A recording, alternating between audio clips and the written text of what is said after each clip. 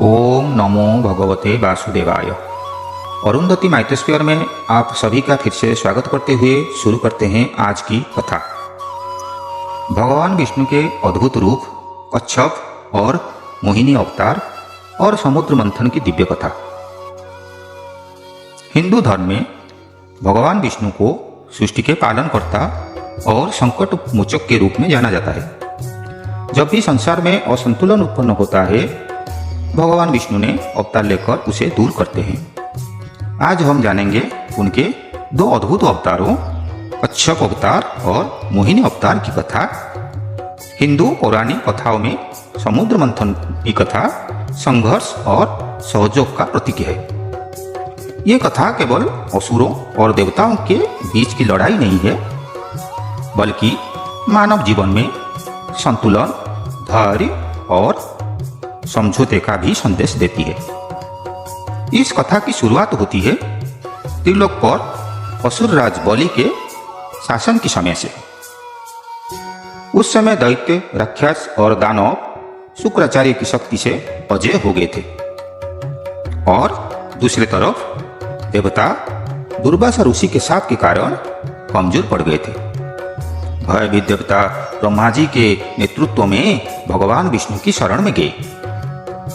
भगवान विष्णु ने देवताओं से कहा, ये संकट काल है, असुरों से मित्रता करो और समुद्र मंथन करके अमृत प्राप्त करो। इस कार्य में असुरों का सहयोग लो और उनकी शर्तें स्वीकार करो, लेकिन अंततः अपना उद्देश्य पूरा करो।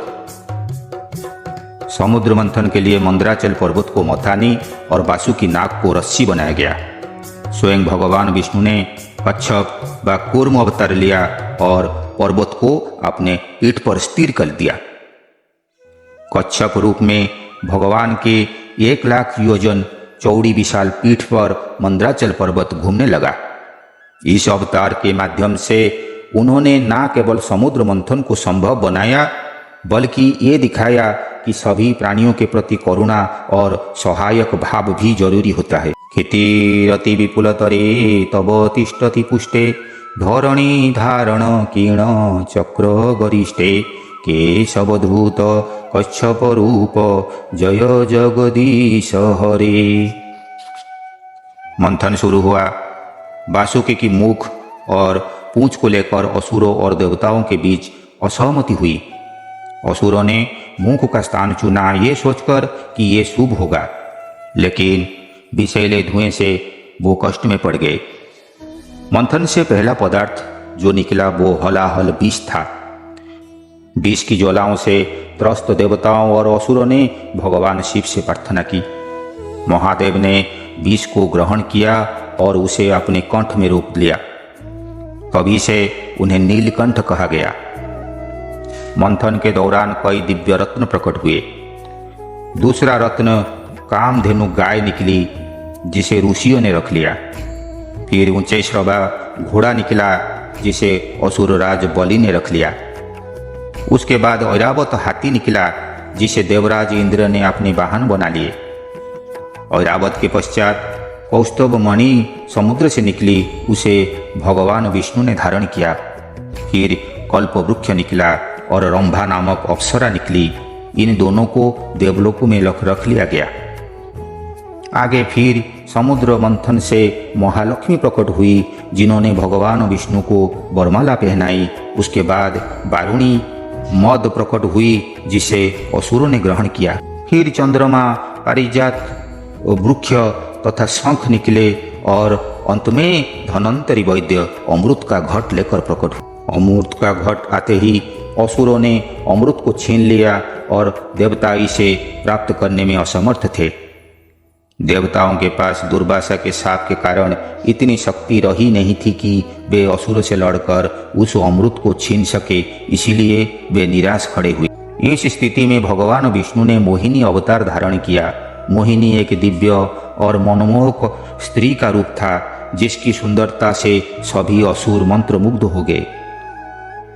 मोहिनी ने अपनी चतुराई से असुरों को शांत किया और उन्हें ये विश्वास दिलाया कि वो अमृत का उचित वितरण करेगी। मोहिनी ने असुरों और देवताओं को अलग अलग पंक्तियों में बैठा दिया।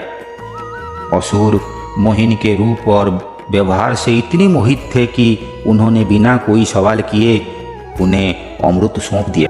मोहिनी ने अमृत को केवल देवताओं को पिलाया और असुरों को सुरा पान कराया, और असुरों ने अपनी मादक अवस्था में ये नहीं समझ पाए कि ये भगवान विष्णु की चतुराई है।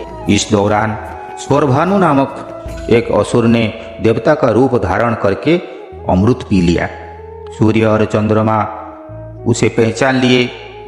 भगवान विष्णु ने सुदर्शन चक्र से स्वरभानु का सिर और धड़ अलग कर दिया।